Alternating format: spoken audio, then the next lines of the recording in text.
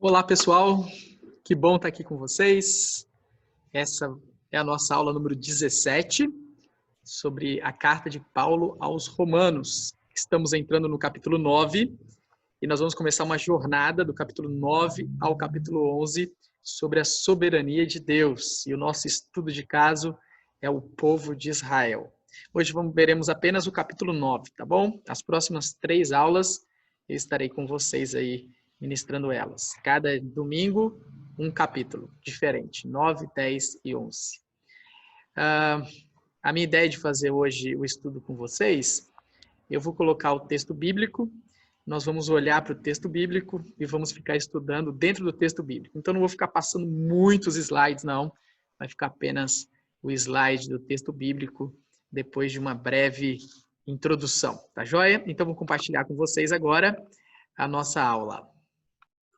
Como vocês podem ver, o material que estamos usando, o livro texto, é Romanos para Você, de Timothy Keller. Ele tem nos ajudado na organização do estudo e também em excelentes insights que ele tem. Como vocês podem ver, a carta de Paulo aos Romanos está estruturada em 3 partes. A primeira parte sobre a nossa miséria, nós já vimos isso nos nossos estudos introdutórios da carta de Paulo a Romanos. Todos os homens, judeus e gentios, todos, sem exceção, sem distinção, estão condenados por causa dos seus pecados. A segunda parte do livro é a qual nós estamos agora, que vai do final do capítulo 3 até o final do capítulo 11. Então, nós estamos indo para a última parte. Nós estamos vendo sobre a nossa salvação. Já que não tem o que podemos fazer para sermos salvos e conquistar mérito próprio para isso, o que Deus fez por nós. E agora nós estamos na parte final, vendo a soberania de Deus na nossa salvação e também na condenação do homem. E a última parte do livro, nós veremos mais para frente, a partir do mês de setembro, sobre a nossa gratidão, a nossa resposta a Deus por essa nova vida, por esse presente, esse relacionamento amoroso no qual estamos com o nosso Senhor. Essa é a estrutura que nós temos visto no texto, no capítulo 9 de Romanos, que está diante de nós. O nosso desafio hoje, vamos ver a soberania de Deus, mais especificamente, estudaremos sobre a eleição. Então, o capítulo todo, Paulo construiu em cima dessa pergunta introdutória. Porque todo Israel não crê quando a mensagem deveria ser mais clara para eles. Por que Israel não crê? Essa é a questão que Paulo levanta nos primeiros 5 versículos. E ele vai responder, ele vai trazer 4 respostas ao longo de todo o capítulo. Elas estão divididas aí nessa estrutura. Então, a resposta 1, não é porque as promessas de Deus tenham falhado. Resposta número 2, não é porque Deus é injusto ao conceder a sua misericórdia. Resposta número 3, não por Deus ser injusto ao nos responsabilizar por causa dos nossos pecados. E a resposta número 4, ou a resposta da conclusão, né, que arremata tudo, mas porque Israel rejeitou o caminho da salvação só pela fé. É por isso que eles não creem. Então, a gente percebe aqui que o capítulo está organizado em 5 blocos, uma pergunta e 4 respostas. E é assim que nós vamos percorrer pelo livro de Romanos. Então, a partir de agora, eu vou começar a expor o texto para vocês. Vou fazer uma consideração aqui por questão de justiça e eu vou citar aqui o livro do John Stott, A Mensagem de Romanos, a Bíblia Fala Hoje, publicado pela BU Editora. Para fazer justiça, Timothy Keller montou em cima das costas de John Stott para fazer o estudo, organizar o material desse capítulo. Ele se vale muito da estrutura, das ideias e dos insights de John Stott. Dito isso, vamos começar então a leitura do texto e a explicação do texto bíblico. Que o Senhor nos guie com a sua graça, que o nosso coração seja preparado, a nossa mente desafiada e que nós possamos nos submeter à palavra de Deus com amor, com gratidão e com coragem. Vamos começar então a nossa jornada? Diz assim a palavra de Deus, Romanos capítulo 9, versículos 1 a 5. Eu estou usando a nova versão internacional, a NVI. Digo a verdade em Cristo, não minto. Minha consciência o confirma no Espírito Santo. Tenho grande tristeza e constante angústia em meu coração, pois eu até desejaria ser amaldiçoado e separado de Cristo por amor de meus irmãos, os de minha raça, o povo de Israel. Deles é a adoção de filhos, deles é a glória divina, as alianças, a concessão da lei, a adoração no templo e as promessas. Deles são os patriarcas e a partir deles se traça a linhagem humana de Cristo, que é Deus acima de todos. Bendito para sempre. Amém. Então, a gente percebe aqui a grande situação, o grande dilema que o apóstolo Paulo está inserido, e todos os judeus, né? A questão de Paulo aqui, que ele fala, ele mostra uma grande tristeza que ele tem e uma constante angústia, né? A perplexidade que Paulo tem em seu coração, né? Por que ele tem essa perplexidade e essa angústia? Ele desenvolveu toda a obra da redenção e ele para aqui olhando para o povo de Israel. O povo que Deus tem uma aliança com eles. E por que esse povo não crê no Messias, em Jesus Cristo? O que aconteceu? Essa é a questão, esse é o ponto. Ora, eles que têm caminhado todo esse tempo em aliança com o Senhor, por que eles ficaram incrédulos diante do Senhor Jesus Cristo? Nós vamos ver aqui muita paixão de Paulo a falar sobre isso. Paulo fala assim, ó, eu até desejaria, eu até trocaria a minha vida pela salvação deles, se isso coubesse a mim. Eu aceitaria ser amaldiçoado no lugar deles, dos meus compatriotas, do meu povo. Eu aceitaria até ser separado de Cristo, não porque eu quero, eu amo estar com Cristo, mas por amor deles, dos meus compatriotas, dos meus irmãos, da minha raça, o povo de Israel. Mas isso não é possível. A salvação não depende de Paulo. Ele proclama a mensagem, mas a salvação não depende dele. E ele cita 8 grandes privilégios que o povo de Israel tinha em relação a qualquer outra nação. Vamos dar uma olhada neles? Olha só. O primeiro privilégio que ele cita é que esse povo, eles receberam a adoção de filhos. É o único povo na face da terra que foi chamado de filho de Deus. Nós encontramos isso em Êxodo, capítulo 4, versículo 22.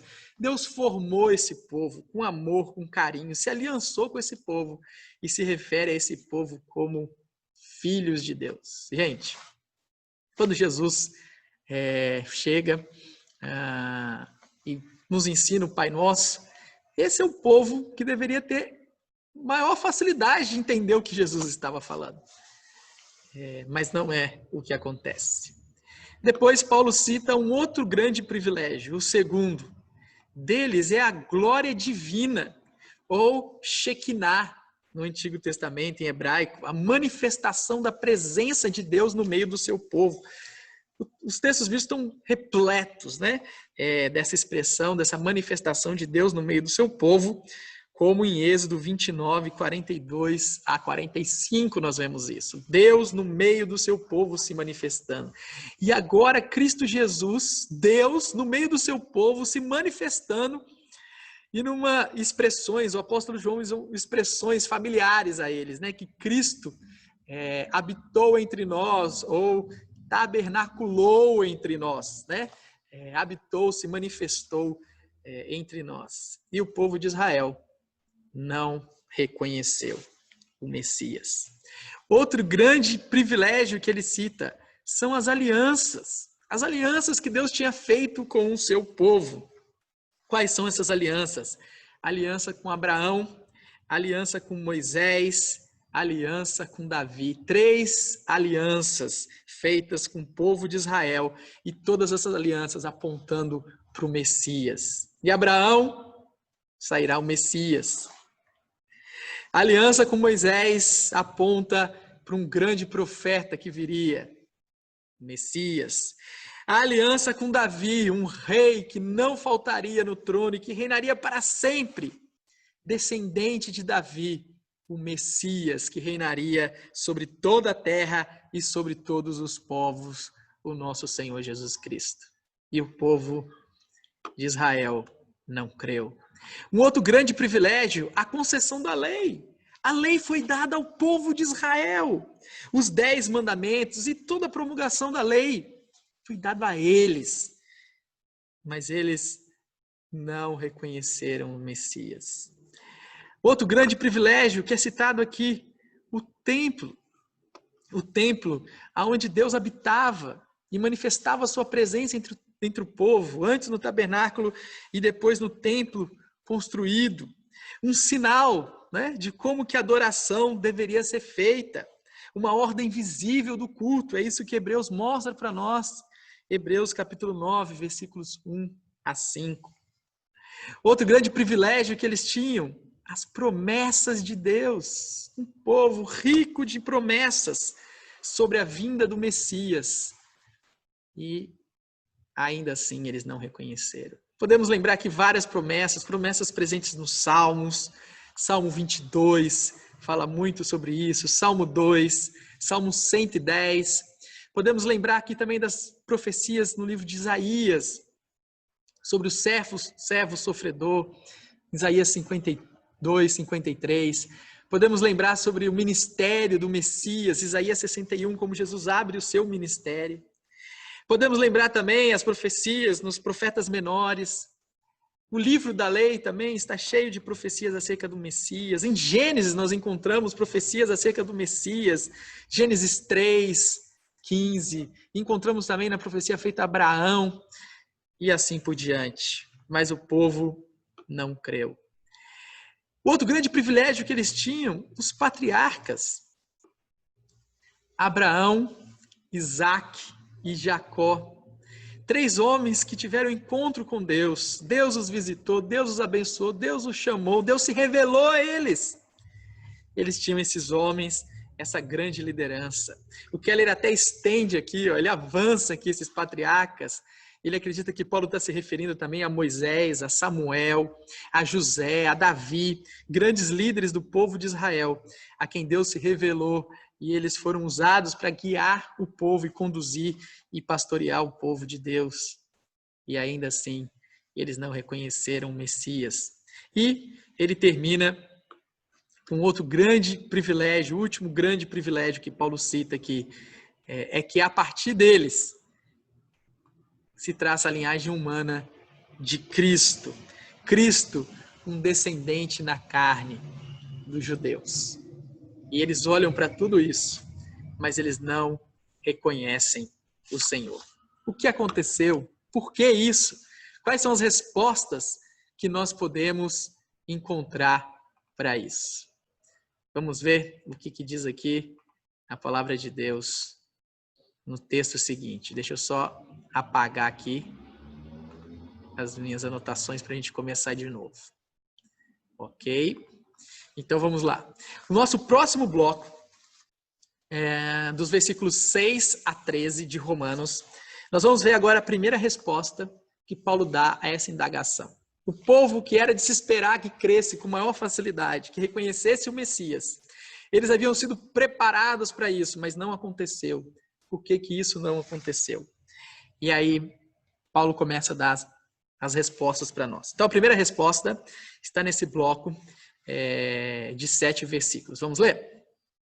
Não pensemos que a palavra de Deus falhou, pois nem todos os descendentes de Israel são Israel. Nem por serem descendentes de Abraão, passaram todos a ser filhos de Abraão. Ao contrário, por meio de Isaque, sua descendência será considerada. Em outras palavras, não são os filhos naturais que são os filhos de Deus, mas os filhos da promessa é que são considerados descendência de Abraão. Pois foi assim que a promessa foi feita. No tempo devido virei novamente, e Sara terá um filho. E esse não foi o único caso. Também os filhos de Rebeca tiveram o mesmo pai, nosso pai Isaque. Todavia, antes que os gêmeos nascessem ou fizessem qualquer coisa, boa ou má, a fim de que o propósito de Deus, conforme a eleição, permanecesse, não por obras, mas por aquele que chama, foi dito a ele: o mais velho servirá o mais novo. Como está escrito, amei Jacó, mas rejeitei Esaú. Gente, logo no começo, nós vemos a primeira resposta que Deus dá ao povo de Israel. A rejeição do povo de Israel, da nação ao Messias, Jesus Cristo, não significa que a palavra de Deus falhou. Não foi por isso. Não foi que as promessas de Deus falharam. Não foi isso. E por que a gente sabe que não foi isso? Qual é a explicação? Qual é o argumento que Paulo usa? O primeiro argumento que ele usa é esse daqui, ó. Nem todos os descendentes, nem todos eles, nem todos os descendentes de Israel são Israel. Nem todo Israel é o verdadeiro Israel. Aqui ele abre espaço para colocar a igreja dentro de Israel como verdadeiro Israel. Não quer dizer que nem todos os judeus não reconheceram o Messias, mas que a nação em si não reconheceu. O que Paulo está nos ensinando aqui é que nesse relacionamento de aliança, embora toda nação tenha essa aliança com Deus, mas o fato é que é necessário uma fé espiritual para herdar as promessas de Deus. Participar da aliança é por nascimento, mas desfrutar dos benefícios da aliança, das promessas da aliança, isso é somente para os filhos da fé. É isso que a gente está percebendo aqui nesse texto. E Paulo mostra dois exemplos para nós. O primeiro exemplo é de dois filhos de Abraão. Abraão teve dois filhos, Isaque e Ismael. Na verdade, Abraão tem mais filhos ainda depois que Sara morre. Mas os dois principais que são citados aqui nesse exemplo, nessa comparação, nessa metáfora, é Isaque e Ismael. Ismael é o mais velho, mas Ismael não é o filho da promessa. O filho da promessa é Isaque. Deus fez uma aliança com Isaque. Quer dizer que Deus não abençoou Ismael? Não, não quer dizer isso não. Pelo contrário. Deus fala que vai abençoar e fazer de Ismael uma grande nação também, um grande povo. Mas a aliança, o compromisso que Deus tem espiritual é com Isaque e seus descendentes. Fica claro isso daqui. A promessa foi feita a Abraão. Essa promessa que foi feita se referia ao filho de Sara, a Isaque. Não Ismael. Depois, Paulo passa para um novo exemplo, uma segunda ilustração dentro desse mesmo tema. E ele vai desenvolver mais aqui. Agora ele vai falar dos filhos de Rebeca. Ele vai falar de Jacó e de Esaú, né? Esses dois personagens aqui. E vale lembrar que os dois são gêmeos, nasceram juntos. Esaú é o mais velho porque ele nasceu alguns minutos antes. Mas, de novo, aqui, aquele que é eleito, aquele que é separado, não é Esaú, mas é Jacó. O verdadeiro Israel não é Esaú, que também era filho de Jacó, mas é filho de Isaque, mas é Jacó. E a gente percebe aqui três lições importantes sobre a eleição, né? Não quer dizer que elas são fáceis, mas elas são claras no texto e são importantes e estão em harmonia com toda a escritura e com o estudo que nós temos feito de Romanos até aqui. Então, olha só, a primeira coisa que a gente percebe aqui sobre a eleição, sobre a escolha de Jacó, é que quando Deus escolhe Jacó, essa escolha foi antes que os gêmeos nascessem. Então, essa escolha, ela precede o nascimento deles. Eles não existiam ainda. E Deus já havia escolhido Jacó e rejeitado Esaú. Essa é a primeira informação que nós temos no texto sobre eleição. O que nos leva à segunda informação que nós temos sobre eleição. Então, primeiro, que a eleição é uma escolha que Deus fez antes que eles tivessem nascidos. A segunda coisa que a gente observa aqui é que essa escolha, ela não foi feita com base em qualquer coisa que um deles tenha feito. Deus não olhou para o futuro, aquilo que eles se tornariam e escolheu. Ah, não, escolho Jacó. E aí, dentro daquilo, ele escolheu Jacó. Não, ele escolheu antes que qualquer coisa tivesse sido feita. A escolha dele precede tudo isso. Na verdade, a vida deles tem muito a ver com a escolha que Deus fez, com a bondade que Deus revelou e manifestou a Jacó. Essa é a segunda lição que nós aprendemos aqui sobre a eleição. A eleição, ela está relacionada com uma escolha que Deus faz e não com a sua presciência, tá? E a terceira lição que nós aprendemos aqui é que a única diferença entre esses dois foi a eleição de Deus, uma escolha prévia que Deus fez. A única diferença que havia aqui entre eles, na hora do nascimento, é que Deus já tinha escolhido Jacó e não Esaú. Eles não tinham feito nem bem nem mal ainda, eles eram filhos do mesmo pai e da mesma mãe, nasceram no mesmo dia, tiveram a mesma gestação. Todos eles eram filhos de uma família que tinha uma aliança com Deus, mas Deus escolheu apenas Jacó. Por quê? Não fala. Nós não sabemos por quê.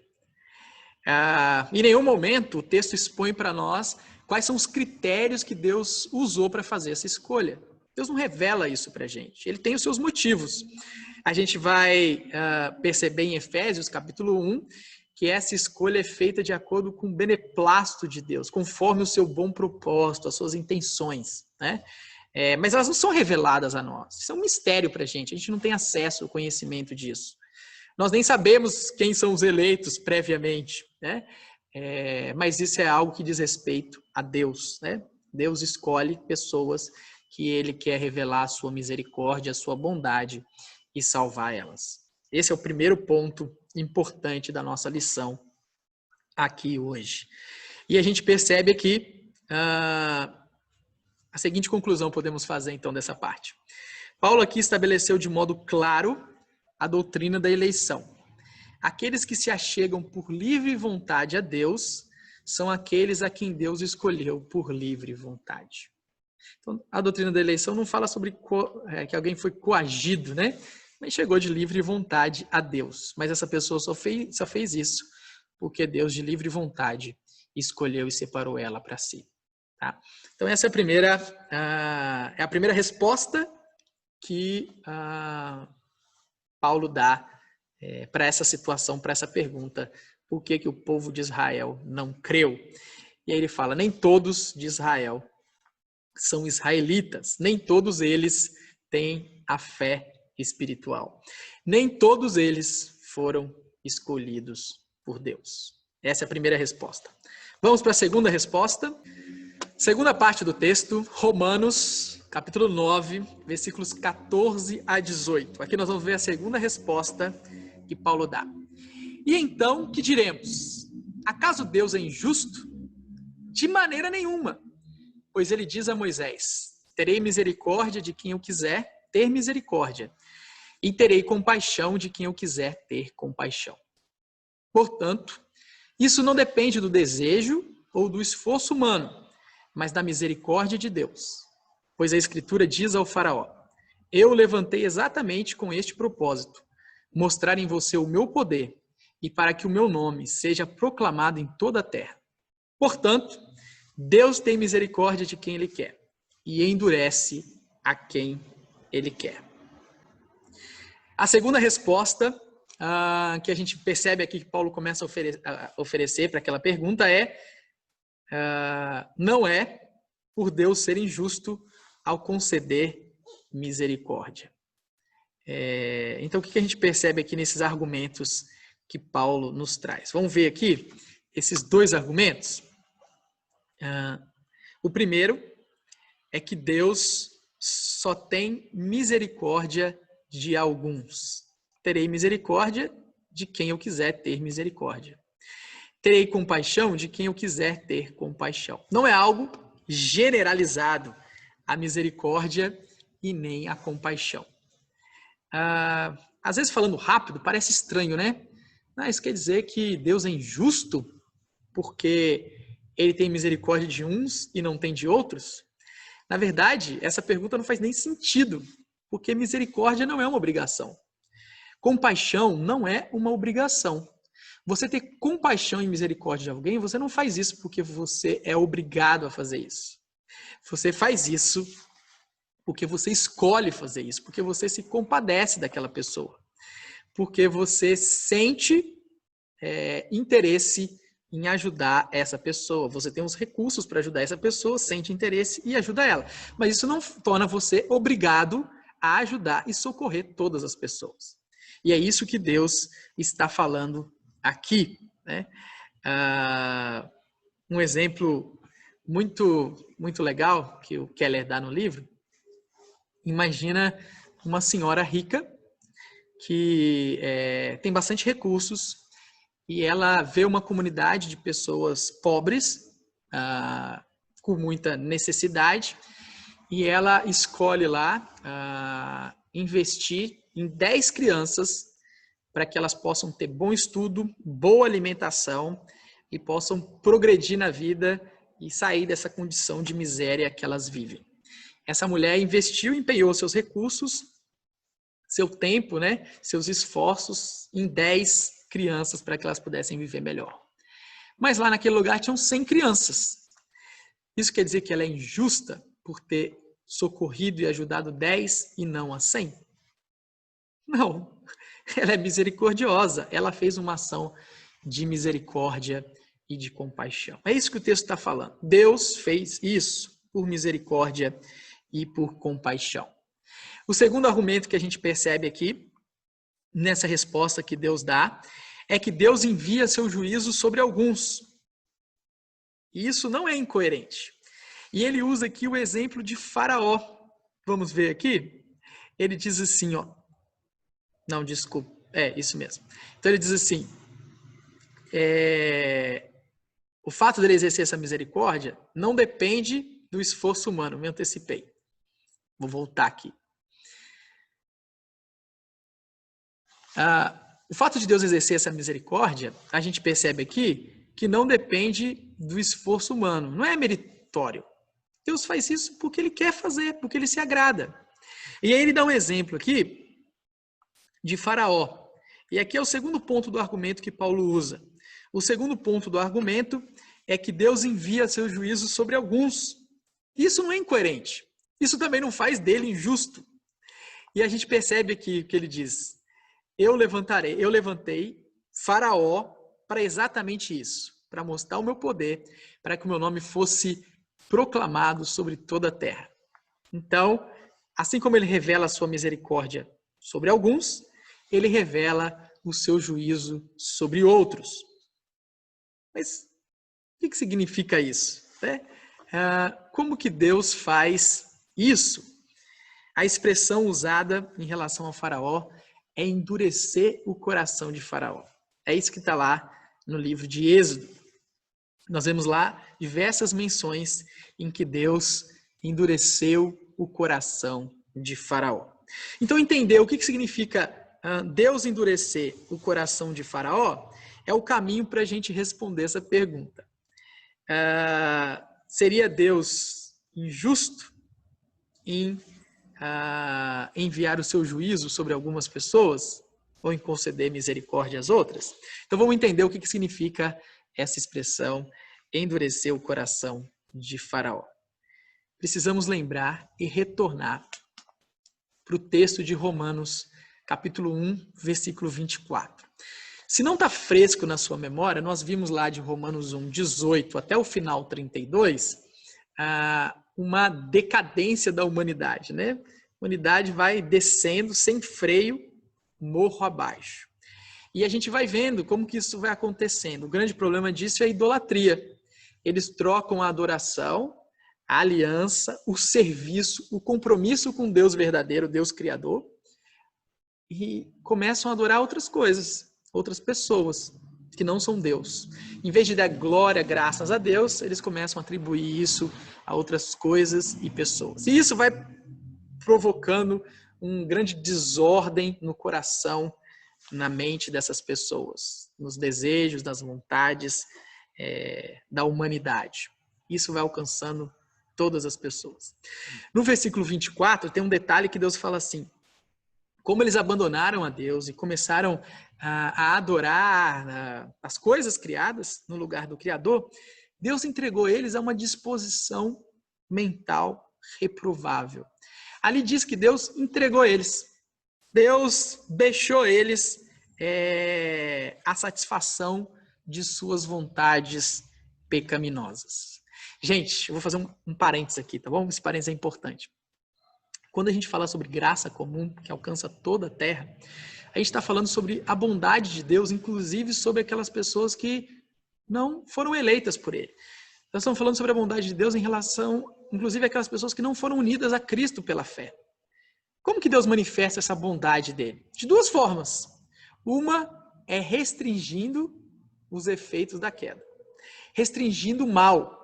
Ele faz isso, ele restringe, ele dá um limite. Embora a gente veja grande maldade no mundo, existe uma restrição para isso. E isso nós chamamos de graça comum. Outra coisa que ele faz é ele capacitar obras de sabedoria para o bem-estar humano. Ao fazer isso, ele faz com que a humanidade possa viver melhor e enfrentar os desafios do seu tempo. Isso é graça comum. Deus derrama isso sobre toda a humanidade. Mas isso não quer dizer que Deus não exerce o seu juízo e que não exercerá o seu juízo. E aqui o que ele está falando, ao exercer o seu juízo, o que ele faz é entregar a pessoa a si mesma, às suas vontades e aos seus desejos. A expressão do Keller é entregar a pessoa a sua própria teimosia. Ou então C.S. Lewis fala assim, existem pessoas que Deus fala assim, então seja feita a tua vontade. Ele fala isso para a pessoa. Já que a pessoa não quer falar assim, não quer orar a Deus, seja feita a tua vontade, não a minha, Deus vira e fala assim para elas, então seja feita a tua vontade. São as pessoas que são entregues à sua própria teimosia, à sua própria obstinação. E é isso que aconteceu com o Faraó. Faraó era uma pessoa boa antes de Deus endurecer o coração dele? Claro que não. O que o Faraó tinha feito? Ele era um genocida.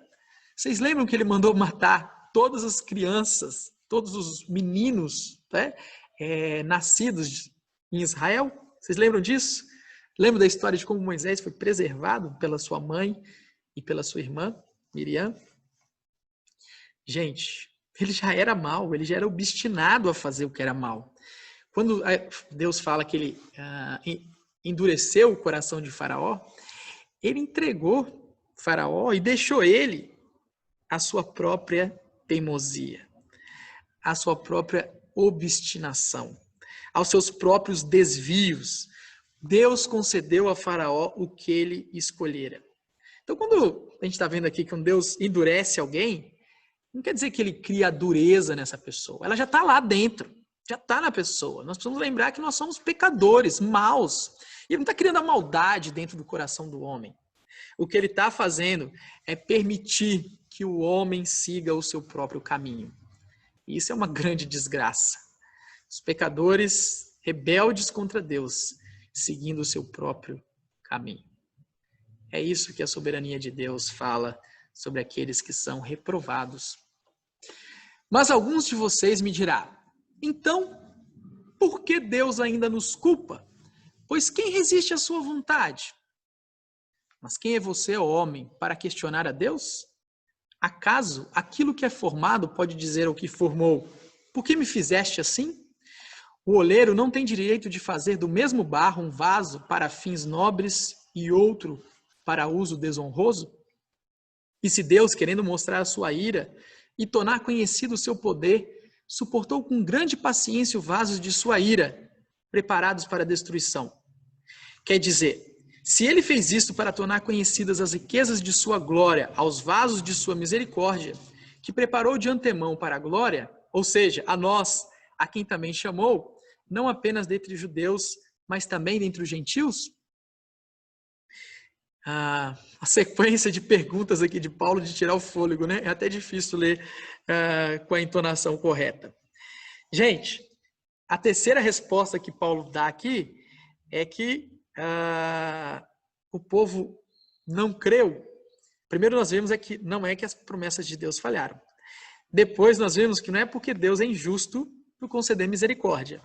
E agora, a terceira resposta que ele dá é: não é por Deus ser injusto ao nos responsabilizar pelos nossos pecados e pelos nossos erros. 3 argumentos importantes aqui. Primeiro, vamos lá.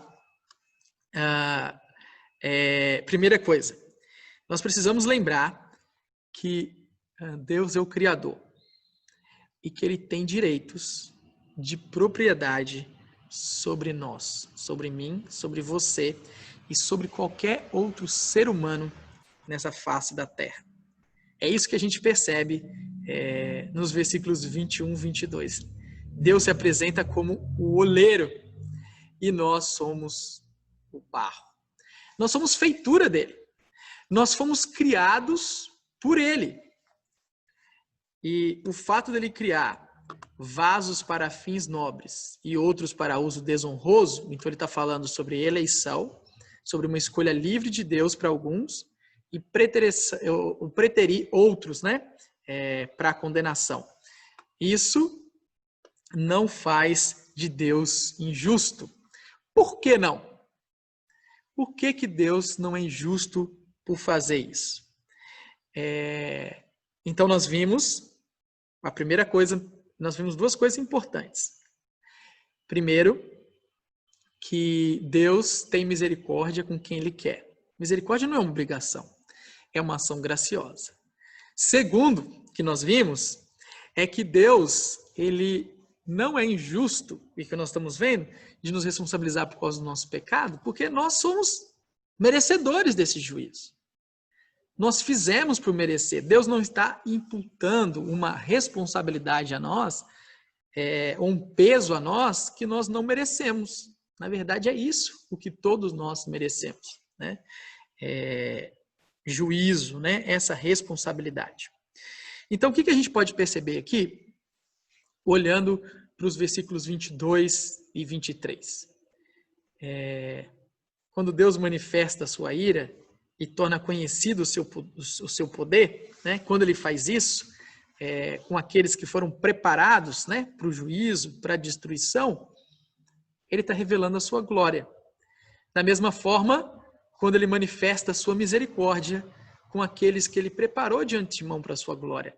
Novamente, ele está manifestando a sua glória. O que nós podemos perceber com isso? Que Deus é o autor da salvação, da nossa salvação. E que nós somos os autores da nossa condenação. Os vasos da ira foram preparados para a destruição por si mesmos. Eles próprios se destroem, se consomem. Eles próprios cavam a sua própria condenação. Deus está mostrando a sua misericórdia.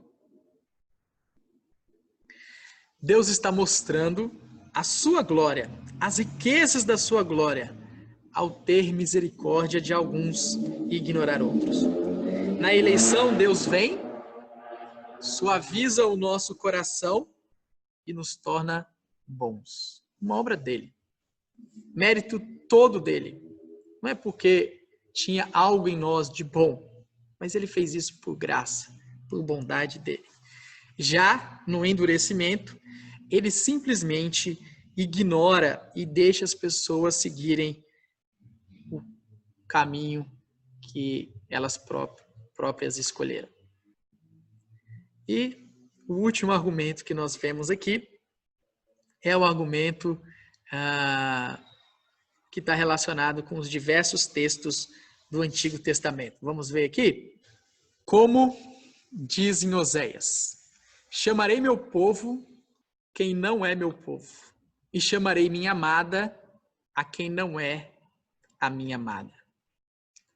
E acontecerá que, no mesmo lugar em que se lhes declarou, vocês não são meu povo, eles serão chamados filhos do Deus vivo.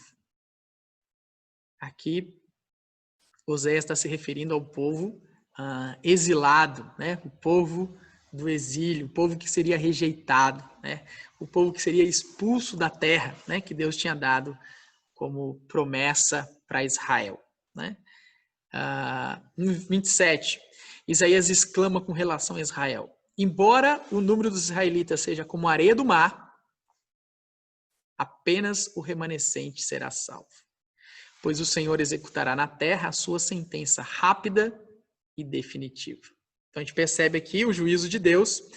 Todos estavam aliançados, a nação tinha uma aliança, mas só um remanescente será salvo e desfrutará das promessas dessa aliança. O restante será condenado. E no versículo 29, como anteriormente disse Isaías, se o Senhor dos Exércitos não nos tivesse deixado descendentes, já estaríamos como Sodoma e semelhantes a Gomorra. Ou seja, o povo de Israel era tão pecador quanto o povo de Sodoma e Gomorra. E nós somos tão pecadores como o povo de Sodoma e Gomorra.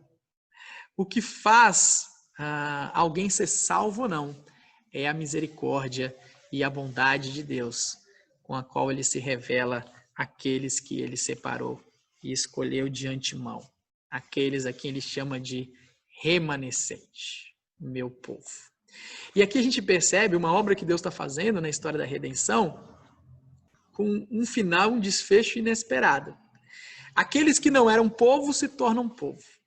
Aqueles que não eram amados se tornam amados. E essa é a história da igreja. E isso é o que Jesus veio fazer. E é isso que ele fez.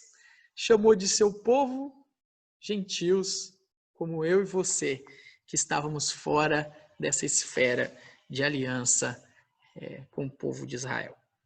E Paulo conclui da seguinte forma. Conclui a pergunta da seguinte forma. Que diremos então, diante dessa situação, desse quadro, né, da rejeição dos judeus, que era algo humanamente inesperado, né? Mas eles têm grandes privilégios, nós vimos aquela lista de 8 grandes privilégios. O que a gente vai dizer então diante disso? Paulo começou falando, essa rejeição não é porque as promessas de Deus falharam. Depois ele disse, essa rejeição não é porque Deus é injusto por manifestar a sua misericórdia. Essa rejeição, terceiro ponto, não é porque Deus é injusto por manifestar o seu juízo, de responsabilizar os homens, de responsabilizá-los por aquilo que eles fazem. E agora ele conclui dessa forma, mas porque Israel rejeitou o caminho da salvação pela fé. Israel procurou outro caminho de salvação, mas não aceitou o caminho da salvação pela fé que Deus deu para eles. Olha só o que diz o texto. Que diremos então? Os gentios que não buscavam justiça a obtiveram, uma justiça que vem da fé. Mas Israel, que buscava uma lei que trouxe justiça, não a alcançou. Por que não? Porque não a buscava pela fé, mas como se fosse por obras. Eles tropeçaram na pedra de tropeço, como está escrito. Eis que põe em Sião uma pedra de tropeço e uma rocha que faz cair, e aquele que nela confia jamais será confiado. Então, 2 grupos, os gentios e o povo de Israel. Um povo que não buscava justiça, mas que obteve uma justiça que vem da fé.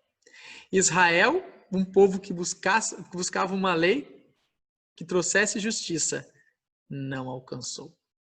Por quê? Porque desprezaram o evangelho da graça de Deus. De quem que é a culpa do povo de Israel não ser salvo? Deles mesmos. Eles rejeitaram. Agora, eles rejeitaram porque Deus já havia os rejeitado, não os havia escolhido. É isso que fala a doutrina da eleição. Assim como aqueles que são salvos, eles são salvos porque Deus os escolheu. Deus se manifestou a eles e a fé veio ao coração de cada um deles. Quem que é essa pedra de tropeço? Posta em Sião? Jesus, o nosso Senhor. Eles rejeitaram o Messias que Deus providenciou para a nossa redenção. Dessa forma, meus irmãos, a gente pode concluir que a aceitação dos gentios, minha e sua, que não somos judeus, é atribuída à soberania de Deus, enquanto a rejeição de Israel deve-se à sua própria rebeldia. Que o estudo de hoje nos ajude a entendermos melhor a doutrina da eleição, a entender melhor o evangelho da graça de Deus, que não é por nossos esforços e méritos, mas é por causa da bondade do nosso Deus que nós somos salvos, e que com isso a gente não se encha de orgulho e soberba, nos sentindo melhores e superiores moralmente às outras pessoas. Não. Mas que nós, com muita humildade, que é isso que o Evangelho faz. O Evangelho faz o povo de Deus ser um povo humilde e que a gente confie tão somente e descanse nas obras e nos méritos do nosso Senhor Jesus Cristo. Um bom domingo para vocês.